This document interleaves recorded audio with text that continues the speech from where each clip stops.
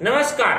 Corona काल के दौरान भी महाराष्ट्र की सियासी जंग रुकने का नाम नहीं ले रही है। अगर आप अन्य किसी राज्य से संबंधित हैं तो महाराष्ट्र के हालात आपको कोरोना काल के दौरान देख लेने चाहिए, क्योंकि आप अपने राज्य में कभी भी खिचड़ी सरकार मत बनने दीजिएगा।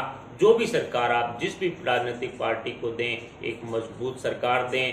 महाराष्ट्र के अंदर आज एनसीपी, कांग्रेस, शिवसेना ने तीन पहियों वाली, तीन अलग अलग पटरियों पर चलने वाली सरकार बना रखी है और उसी का परिणाम है कि कोरोना काल के दौरान चाहे महाराष्ट्र की जनता हो, चाहे महाराष्ट्र में रह रहे प्रवासी मजदूर हो, सभी के लिए उद्धव ठाकरे के सारे दावे हैं वो खोखले नजर आ रहे हैं। यानी कि हर रोज टीवी के सामने बैठ करके उद्धव ठाकरे ने कई तरह के दावे हैं वो किए हैं, लेकिन उन दावों को लेकर के अब जमीनी स्तर पर खोखलापन है वो नजर आ रहा है। सैकड़ों की संख्या के अंदर प्रवासी मजदूरों को महाराष्ट्र से भर करके उनको मध्य प्रदेश की बॉर्डर पर ला करके छोड़ा जा रहा है। यानी कि उद्धव ठाकरे का ये भी दावा था कि प्रवासी मजदूरों को 90 से 95% प्रवासी मजदूरों को हर रोज खाना उपलब्ध करवाया जा रहा है, उनको राशन उपलब्ध करवाया जा रहा है लॉकडाउन के दौरान। अगर इसमें 1% भी सच्चाई होती तो प्रवासी मजदूर जो महाराष्ट्र में रह रहे हैं वो घर वापसी नहीं करते। कुल मिलाकर के जमीनी स्तर पर जो इन दावों की सच्चाई है उसमें और उद्धव ठाकरे के दावों में बहुत फर्क है। या तो इन्हीं के पार्टनर एनसीपी और कांग्रेस ने जिस तरह से उद्धव ठाकरे की सरकार को बदनाम करने का ठेका ले रखा है, जिस तरह से पिछले कई दिनों से एनसीपी और कांग्रेस के कई बड़े नेता उद्धव ठाकरे की सरकार पर कई तरह के सवाल उठा चुके हैं। एनसीपी और कांग्रेस के नेताओं का स्पष्ट कहना है कि उद्धव ठाकरे की सरकार कोरोना वायरस जैसी महामारी से लड़ने में बिल्कुल नाकाम रही है, विफल हो चुकी है। इसके अलावा हॉस्पिटल्स के अंदर कोरोना वायरस के मरीजों के लिए जो सुविधाएं की गई है, जो कोरोना वायरस के मरीजों के लिए टेस्ट की सुविधा की गई है, उनके ट्रीटमेंट की सुविधा की गई है, उसमें भी उद्धव ठाकरे सरकार पूरी तरह से फेल हो चुकी है। क्योंकि पिछले कई दिनों के अंदर 2-3 वीडियोज ऐसी आ चुकी हैं महाराष्ट्र के कई हॉस्पिटल्स की, उसमें स्पष्ट दिख रहा है कि एक तरफ कोरोना वायरस से जो डेड हो चुके हैं, जिनकी डेथ हो चुकी है वो मरीज हैं, और दूसरी तरफ दूसरे बेड पर जो कोरोना वायरस के मरीजों का ट्रीटमेंट चल रहा है। ऐसे में कई तरह के खुलासे हुए हैं और इन खुलासों को लेकर के सवाल भी बनते हैं, लेकिन शिवसेना के पार्टनर एनसीपी और कांग्रेस ने उद्धव ठाकरे सरकार को बदनाम करने की ठान ली है। फिलहाल एनसीपी और कांग्रेस की तरफ से कई तरह की साजिशें भी पीछे रची गई थी। उद्धव ठाकरे को सीएम गद्दी से हटा करके खुद बैठने के जो कायदे कानून भी तैयार कर लिए गए थे, लेकिन प्रधानमंत्री नरेंद्र मोदी जी की सहायता के चलते उद्धव ठाकरे की सीएम कुर्सी है वो बची रही। फिलहाल एनसीपी और कांग्रेस के नेताओं की तरफ से या दोनों ही पार्टनरों की तरफ से प्रवासी मजदूरों को लेकर के जो उद्धव ठाकरे के दावों को खोखला बनाने की साजिश भी हो सकता है रची गई हो।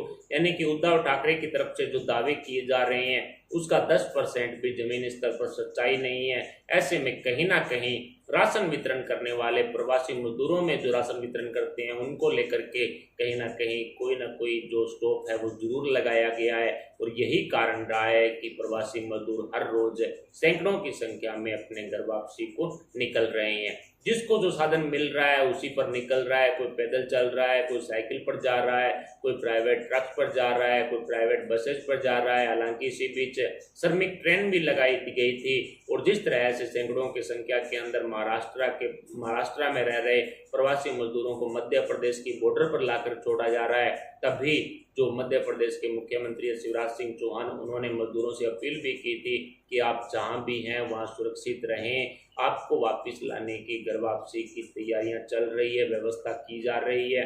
इसी बीच श्रमिक ट्रेन भी केंद्र सरकार की तरफ से चलाने की अनुमति मिली हुई है।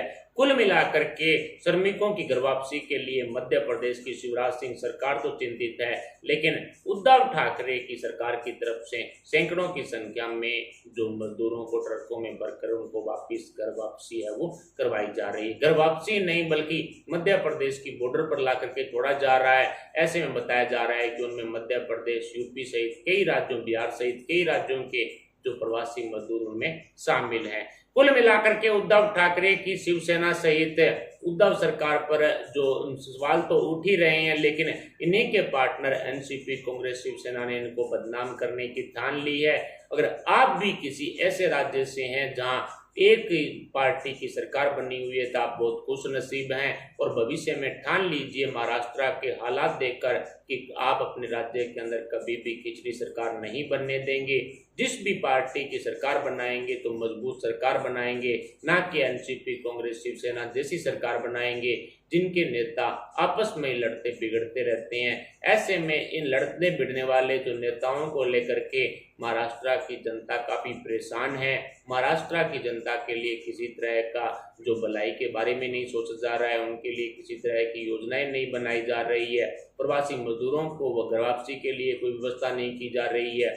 उद्धव ठाकरे के जो आपसी जो नेता हैं, जो विधायक हैं, जो मंत्री हैं, वही आपस में लड़ बिगड़ करके एक तरह से 5 साल का टाइम है वो पूरा करने की कोशिश कर रहे हैं। लेकिन खबर बीच में ये भी आ रही है कि एनसीपी और कांग्रेस की तरफ से इस तरह की साजिश रची गई है कि उद्धव ठाकरे की सरकार को बदनाम कर दिया जाए, ताकि भविष्य के अंदर शिवसेना विधानसभा चुनावों में या अन्य किसी चुनाव के अंदर अपना जो पूरा का पूरा वोट शेयर है वो खो दे, और एनसीपी कांग्रेस के साथ रहते हुए, गठबंधन में रहते हुए जब उद्धव ठाकरे की सरकार पूरी तरह से बदनाम हो जाएगी तो एनसीपी और कांग्रेस की तरफ से ये दावा किया जाएगा उद्धव ठाकरे को कि वो अपने पद से इस्तीफा दे और अब एनसीपी और कांग्रेस की तरफ से मुख्यमंत्री है वो बनाया जाएगा। कुल मिलाकर के उद्धव ठाकरे के लिए विपक्ष भी है और इसके अलावा इनके पार्टनर भी विपक्ष से बढ़कर हैं, यानी कि जितनी मुसीबतें उद्धव ठाकरे के लिए विपक्ष पैदा कर रहा है उससे 10 गुना ज्यादा जो मुसीबतें हैं वो इन्हीं के पार्टनर एनसीपी और कांग्रेस कर रहे हैं। पिछले कई दिनों के अंदर एनसीपी और कांग्रेस के नेताओं ने उद्धव ठाकरे सरकार पर जो कई तरह के दावे बोले हैं, कई तरह के प्रहार किए हैं, उनसे तो यही स्पष्ट हो रहा है कि एनसीपी कांग्रेस शिवसेना में सब कुछ ठीक नहीं है। सिर्फ लोग दिखाई के लिए लोगों में ये रहे कि उद्धव ठाकरे सीएम गद्दी पर बने हुए हैं, इसी बात को लेकर के जो उद्धव ठाकरे ने ये सरकार बना रखी है। लेकिन एमएलसी चुनावों को लेकर के बीजेपी के नेताओं के साथ उद्धव ठाकरे और शिवसेना की जो बैठक हुई है उसके बाद महाराष्ट्र का माहौल बदल चुका है। बताया जा रहा है कि उद्धव ठाकरे को बीजेपी ने समर्थन देने की बात कही है और स्पष्ट बोला है कि एनसीपी और कांग्रेस के जो नेता हैं उनके बारे में आप उनको कड़े शब्दों के अंदर जवाब दीजिए, अपने तेवर हैं वो ऊंचे रखिए। इस तरह की बात जो बीजेपी की तरफ से कही गई है और बताया जा रहा है कि प्रधानमंत्री नरेंद्र मोदी जी ने उद्धव ठाकरे को सीएम गद्दी पर बने रहने का आश्वासन दिया, यानी कि यदि उद्धव ठाकरे एनसीपी कांग्रेस पर कोई कड़े तेवर दिखाते हैं तो निश्चित है कि बीजेपी उद्धव ठाकरे को सपोर्ट करेगी। 105 का आंकड़ा बीजेपी के पास है, यही 60 के लगभग जो आंकड़ा 56-57 का शिवसेना के पास है। ऐसे में बीजेपी का मानना है कि यदि एनसीपी कांग्रेस इस गठबंधन को तोड़ भी देती है तो शिवसेना को बीजेपी सपोर्ट करेगी। ऐसे में उद्धव ठाकरे सीएम गद्दी पर बने रहेंगे। लेकिन बीच में खबर ये भी आ रही है कि उद्धव ठाकरे का मन भी अब घर वापसी के लिए कर रहा है। जिस तरह से अजित पवार के सिंचाई घोटाले की जांच ईडी को सौंप दी गई, शरद पवार के नाराज होने के बावजूद भी अलगार परिषद केस की जांच का जिम्मेवारी है वो केंद्र सरकार को सौंप दी गई है,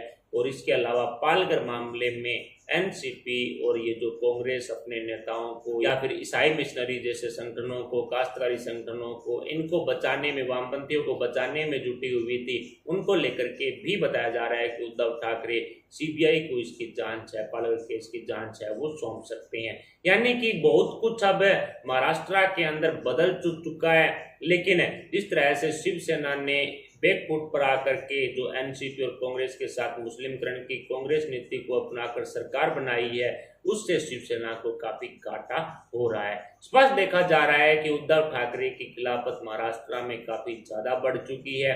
महाराष्ट्र की जनता के लिए काम कम, उनके लिए योजनाएं कम बनाई जा रही है, जबकि एनसीपी और कांग्रेस के जो विधायक हैं उनके लिए योजनाएं ज्यादा बनाई जा रही है। और वही एनसीपी कांग्रेस उद्धव सरकार पर कई तरह के सवाल भी खड़े कर रही है। और शिवसेना की घर वापसी का जो सबूत मिला है वो कांग्रेस की सोनिया गांधी को लताड़ने का मिला है। शिवसेना प्रमुख उद्धव ठाकरे ने 2 एमएलसी सीटों पर नामांकन भरने वाली कांग्रेस की मुखिया जो सोनिया गांधी है उसको काफी ललकारा था।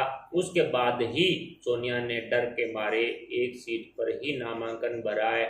ऐसे में माना जा सकता है कि उद्धव ठाकरे में कहीं ना कहीं गिद्दड़ बग्गी से जो शेर की जो धमकी होती है वो कहीं ना कहीं लौटती हुई नजर आ रही है। और इसका जो मुख्य कारण यही हो सकता है कि बीजेपी ने कहीं ना कहीं जो शिवसेना या उद्धव ठाकरे को समर्थन की बात कही होगी, उनको सपोर्ट करने की बात कही होगी, इसीलिए उद्धव ठाकरे के ये कड़े तेवर हैं वो देखे जा रहे हैं। कुल मिलाकर के उद्धव ठाकरे की सीएम कुर्सी पर जो संकट के बादल पहले छाए हुए थे उनके लिए 21 मई को चुनाव होने जा रहा है एमएलसी का। और इसके अलावा भी यदि एनसीपी कांग्रेस इस गठबंधन को तोड़ती है तो भी बीजेपी शिवसेना को ऊपर से समर्थन करने के लिए तैयारियां कर रही है। कुल मिलाकर के उद्धव ठाकरे की अब घर वापसी या फिर बोल सकते हैं कि बीजेपी के साथ नजदीकियां बढ़ती जा रही है।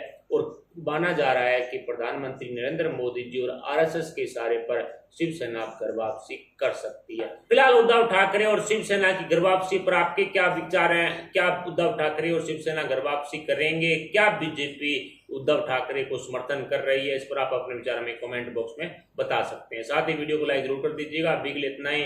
चैनल को सब्सक्राइब करके पास वाला बेल आइकन जरूर दबा लीजिएगा। अभी के लिए इतना ही। मिलते हैं अगली वीडियो के अपडेट के साथ। तब तक के लिए जय हिंद, जय भारत।